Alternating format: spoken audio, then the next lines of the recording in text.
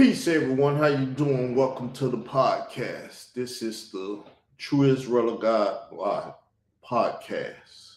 And the title of the True Israel of God podcast is What is the Business of the Church, Ministry or Money? Now, this is a new series I'm starting because I am a church man, yet I am also a businessman. So let me explain to you, because you may ask, what do you mean by what you just said? So I started dealing with ministry in 96. And in 96, I wanted to be a rapper. So I went to ASCAP and I created a publishing company called Israel Doctrine with an ASCAP.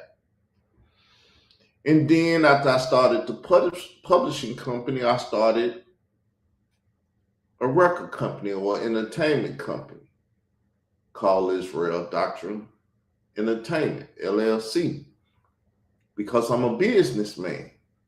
So I started ministry and I also started my business ambitions and stuff to get out here and do business. That's a MC or entertainer. And so the two worlds collided.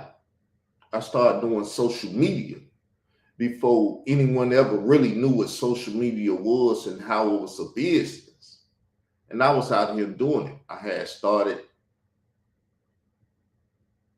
podcasting on Blog Talk Radio and starting my ministry and things of that nature. So in starting my ministry, I started realizing how much a ministry is truly a business. It's not my business or our business. It's the Lord God of Israel business. And he done spoke about this business throughout the whole Bible. His business and his job was to create man, create an environment for man, circumstances, situations for man, all this stuff he created for man. He created animals for man. He created flowers, trees. He created everything for man. And if man wasn't going to be here, as he showed in the flood, he was going to destroy it all because man wasn't taking care of the Lord's business.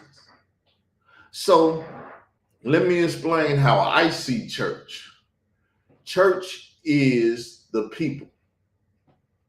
The church building is the place where the church resides. It's where they fellowship with each other, meet with each other and stuff.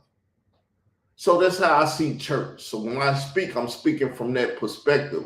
The people in the church that's dwelling in the building that is theirs, that's why it's called church building, go about taking care of the Lord's business in this building, tabernacle, temple, whatever you want to call it. There's many names for this stuff because many people has played with the Lord business, the Lord church. Remember, he gave it to man, and when man don't want to do right, he destroy what the Lord God of Israel has set up to be done. Now, the first people as an institution or a body politic was the Hebrews that became Israelites. Down in Egypt, they was known as Hebrews. That's what Pharaoh called them because it was the slave name or the foreigner name that they gave to their slaves, Hebrews. But the Lord freed the Hebrews as well as Egyptians, took them in the wilderness, baptized them, and they became Israel at that time. After the baptism, they all was Israel. They was no longer Hebrews. They was no longer Egyptians. They was known as the nation of Israel or God body because they became gods at that point. Then he separated Levi to take care of his temple, which the temple is the main headquarters of the body and the body politics and stuff. That's why the church building is what it is today. Because the priest of God in the nation of Israel is known as the priest of God.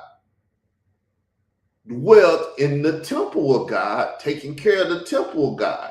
It was plenty of work back then for the Levites. They sung, they sacrificed, they fed people. Though they didn't have a inheritance amongst Israel, they still had a lot amongst Israel. Now, one of the biggest problems with this is that the Levites got tithes. Most people don't know what tithes is. It started with Abraham, though, the grandfather of Jacob, whose name was changed to Israel, just like the Hebrew people's name was changed to Israel. The Egyptians' name was changed to Israel due to the fact that that's God's name. So when you say you're the Israel of God, go look it up linguistically and writing this stuff. When you say the U.S. of America, what do it mean? Of America, what do it mean? Of God, what do it mean? I ain't the smartest person on earth. I will get that and make sure you're not ignorant of it, but that's what it is, people. We're of God, meaning that we have a position in this world unlike anyone else. They of God too, but they don't want to be of God. They want to be of Satan and of the world. And they do the things of Satan and of the world. And we should not do those things. We of God, we should do the things of God. Now, like I said, this is a series that I'm bringing. It smacked me last night when I was laying down thinking of my business. I said, I'm on YouTube. You know, YouTube is a big part of God's business now. You know why? Because it's the digital world. You got to take God's business into the new millennium, the business world. It's on YouTube. And I've been on YouTube doing God business for a long time. Truly, back in the days, people would send me money. People that I knew, they would get my address, send me money and all that. I could have been fleeced any flock if I wanted to. I'm smart enough to do it. I never did it because I'm taking care of God's business. But yes, I was eating off of the crops that I was planting and doing all that stuff because the Lord God of Israel allowed his workers to eat. Did he let the Levites eat? He gave them the tithe. Though he didn't even give them a position in the nation. They don't even have a land to call their own and stuff. So I'm just putting it out there for the YouTube world to know that's been watching me take care of the Lord's business for a long time. Some of it got into my business because I'm a man and I took some things personal. And when I took those things personal, that it became my business. I messed up my channel because a channel should be, I don't even know how to say it. It should be studied. Certain things you do, every title you do, every tag word you put in there, every description you put in there, YouTube studied. And my business started out church business, then it turned into my business.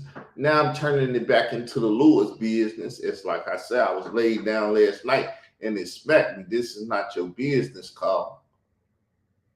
Don't mess up the Lord business because I can't be a hypocrite. I done seen plenty of people turn against me and turn against the Lord and the Lord business, fellowship and everything. And it's like, Carl, do you know you're doing the same thing? When you take your personal business and put it over the Lord business, do you see what you're doing? Do y'all see what I did? Are y'all going to watch what I'm going to do? I would like some answers to these questions. Put them down at the bottom of the video. Let's get a dialogue and a back and forth when y'all come over here and watch this series. What is the business of the church? Ministry or money? Can you minister to people without money properly? Because if you got a big church, a big group of people, where they going to be at? You may need a stadium to talk to them. But all of that didn't change because, once again, YouTube is the digital platform for the church to use. He say his word gonna go all over the world. Where you think it started? In your house, on your YouTube. Speaking to Africans, speaking to Russians, speaking to the island people, speaking to Americans, speaking to Canada, speaking to Mexicans, anybody you want to speak to. If you do proper business on YouTube, you can reach them. And the Lord ministry must go out throughout the whole world. Why do you think YouTube was made? From my perspective, this is how I see it. You might not see it like that because you don't think like me. That's the difference between me and a lot of people. My bringing up and my this and that has taught me things that you haven't been taught. And you've been taught some things that I haven't been taught.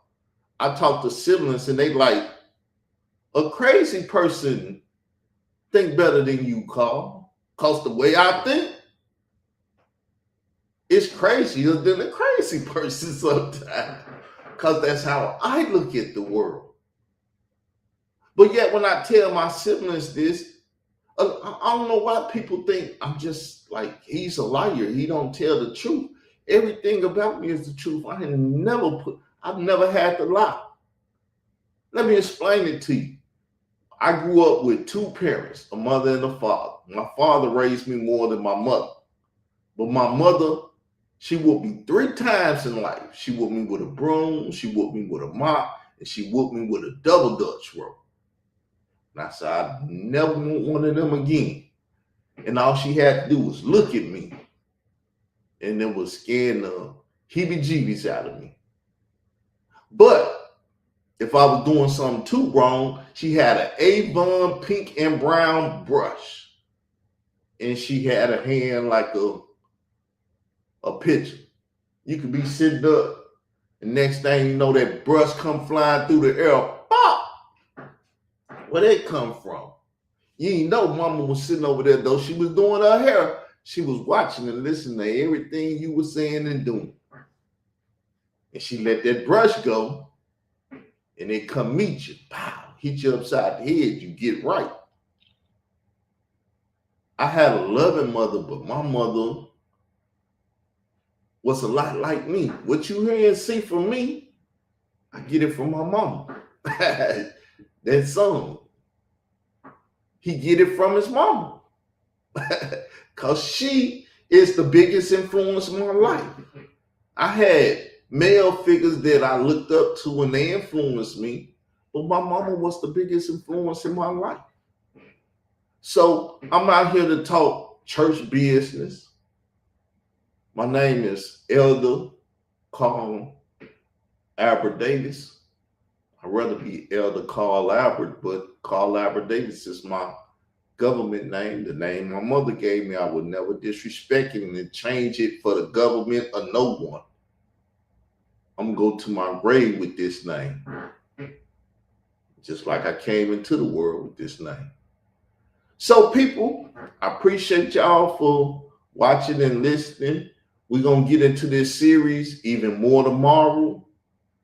Hopefully, my reader will be back. But if he don't be back, y'all know the way I do it. We're going to have the computer read, and I'm a commentary. I'm going to give my commentary on what it reads. So with that said, look forward to this series. We're going to teach the world about tithes and offerings, because in Arkansas, people figure the people at the church are robbing them. Would I say that? I would say no, they taking care of the Lord's business, but the people don't know how the Lord's business work. So they like, oh, he robbing us.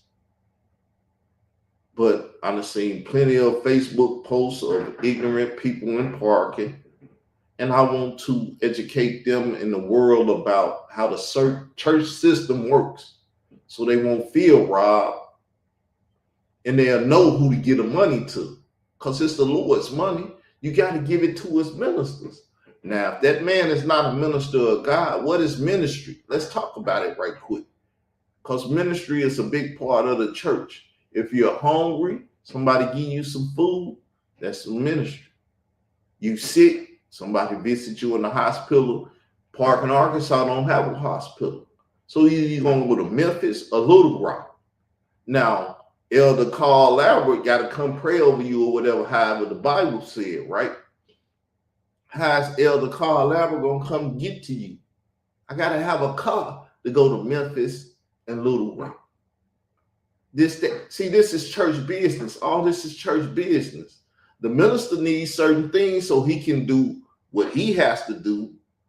The church needs certain things so it can take care of the people, a food pantry or whatever. So if people need food, clothes, this and that, the things that they used to do in the 60s and stuff with the Black Panthers and stuff, breakfast programs and stuff. The church is supposed to do this. They the ministry. They minister unto your needs, but no one talks about this. No one goes to their elders and make them do this, because they don't know how the church business runs. But preachers go to seminars and stuff, and the Europeans teach them this is how our church system works, because the church system is their church system. Ministers should go to God, see how his church is set up and how his church works, and administrate his ministry like that. So we're going to talk about it, people. I don't want to stay long. I just want to introduce you to the series. I'm going to say peace and love, and hopefully welcome you back the next time we do this. We do this daily. So instead of my morning podcast where I'm talking about stuff, I'm not going to do it. Probably once a week, because I got to keep it going too. So once a week, I do that podcast. And every other day, I'm going to do this podcast. And we're going to talk about the ministry, the church, the duties of the church and things. Because we got to be about our Father business. See, I was teaching months back about faith without works is dead, and they didn't understand it because they had the Europeans telling them what faith was and what work was. They didn't understand it. Like I said, if I tell you about the Levites had to slaughter animals. They had to sing. They did a lot of stuff. They had faith and they had works because they did work. Back in the days, it wasn't none but work.